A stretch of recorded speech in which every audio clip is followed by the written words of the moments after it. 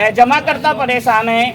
कार्यकर्ता परेशान है और आप तो सबसे ज़्यादा ये समझ लो कि वो गरीब परेशान है जिस गरीब के वोट से इस देश की सरकार बनती है। एक मांग की कि हम लोग पीड़ित हैं, हमें बचा लीजिए, हमारा धन भी डूब गया, हमारा मान सम्मान भी डूब गया। और ये जो लोग आप देख रहे हो ना साहब, मैं मीडिया के सामने ये कहना चाहूँगा, इस देश के गोदी मीडिया से भी और इस देश के यूट्यूबर से भी और इस देश के मीडिया से, कि ये लोग साहब एक लाश की तरह चल रहे हैं, इनका कोई जीवन नहीं है। उस पैसे को वापस ना मिलने की वजह से आज ये लोग इतने दर दर की ठोकर खा रहे हैं, ये इतने पीड़ित हैं कि ना इनका घर है, ना इनका बार है, ना इनके बीवी बच्चे हैं, ये परेशान हैं। तो लाखों व्यक्तियों ने सुसाइड भी कर लिया है, हजारों कार्यकर्ताओं ने सुसाइड कर लिया है। हर दूसरे हर तीसरे सप्ताह में ओम नमो शांति हमें लिखना पड़ता है, क्योंकि हमारे ही परिवार का कोई सदस्य हमें छोड़ के चला जाता है। उस कानून के तहत ही इन कंपनियों को बंद किया गया था, लेकिन उस कानून के तहत बंद करने के साथ साथ हमारा विशेषकर इस देश के लोकतंत्र के चौथे स्तंभ मीडिया से कहना चाहेंगे कि जब हमारी केंद्र सरकार ने कानून बना दिया, जब हमारी राज्य सरकारों ने उसे लागू कर दिया और उसी कानून के तहत इन कंपनियों को बंद भी कर दिया, तो कभी हमारी सरकार ने इस पर गौर क्यों नहीं किया कि इन कंपनियों में उन गरीब लोगों ने, उन देहाती लोगों ने, ग्रामीण अंचल से, शहरी अंचल से, छोटे छोटे दुकानदारों ने, छोटे छोटे रेहड़ी वालों ने, छोटे छोटे जो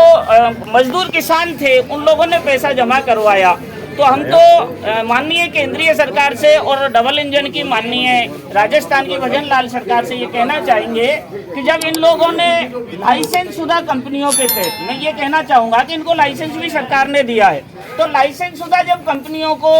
हमारे राज्य में या यूँ कहें कि हमारे देश में परमिशन दी जाती है, सरकार की तरफ से लाइसेंस दिया जाता है, तो फिर उनके तहत जो पैसा इकट्ठा किया गया है उसको दिलवाने की जिम्मेदारी भी तो सरकार की है। अभी हम विगत आपसे कहना चाहेंगे कि विगत हम 3-4 साल से ये संघर्ष कर रहे हैं, और ये जो आप देख रहे हो राजस्थान के प्रत्येक जिले में ये लड़ाई चल रही है। प्रत्येक जिले में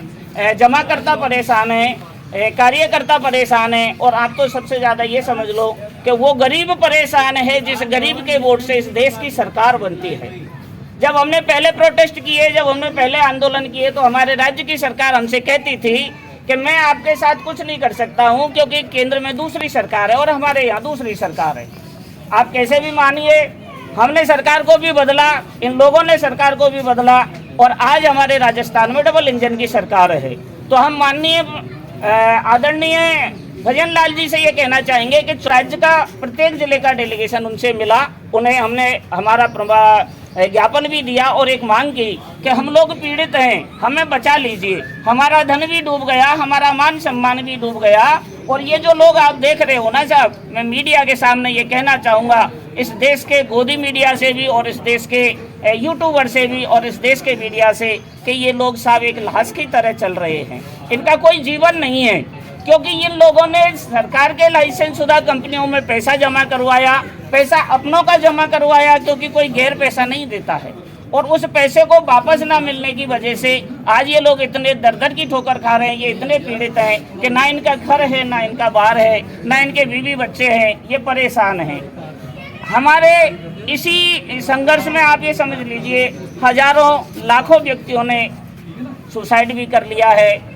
हजारों कार्यकर्ताओं ने सुसाइड कर लिया है। हर दूसरे हर तीसरे सप्ताह में ओम नमो शांति हमें लिखना पड़ता है, क्योंकि हमारे ही परिवार का कोई सदस्य हमें छोड़ के चला जाता है। तो हम माननीय केंद्रीय सरकार से, माननीय राज्य सरकार से ये कहना चाहेंगे कि हमें बचाइए। हमने सरकार की लाइसेंस शुदा कंपनियों में कार्य किया है, और विशेषकर तो हम धन्यवाद भी देते हैं माननीय मोदी सरकार का कि उन्होंने एक कानून बनाया है, वर्ष एक्ट 2019, अनियमित जमा योजना पाबंदी कानून 2019। इस कानून के तहत ये प्रावधान है कि चाहे किसी भी कंपनी हो,